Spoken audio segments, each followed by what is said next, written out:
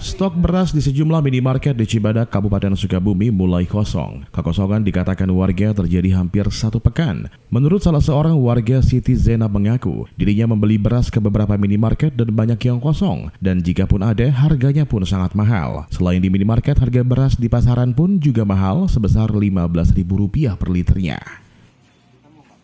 Cari apa? Cari beras. Ada? Nggak ada.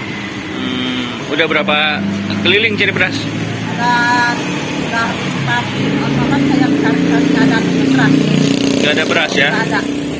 Oke. Kalau di pasar sendiri gimana, Bu? Ya, di pasar juga sama sulit. Sulit ya di pasar? Ya, bisa beli. Oke. Repot ya. Kalau harganya sendiri, Bu? 15.000 Sekitar 15.000 ya? Naik ya? Iya. Bu, ini sejak kapan sih langkanya beras ini, Bu? Sudah hampir sepekan belum ada kiriman dari supplier beras. Sejak kapan beras nggak ada? Dari minggu lalu Minggu lalu ya? Iya. Kenapa memang dibatasi? Apa memang benar-benar nggak ada dari distributor ya? Kayaknya dari gudangnya kosong. Dari gudangnya kosong ya? Berarti udah 1 minggu lebih ya? Iya. Kalau harganya sendiri? Harganya juga masih 70-an. 70-an. Iya. Berarti meningkat ya? Iya.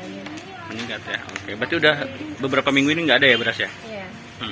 Neng, kalau yang di Cicurug sana kan dibatasi. Di sini kadang ada apa enggak? Apa memang total nggak ada? Pernah ada datang cuma 2. 2 ya? Iya. Dibatasi ya?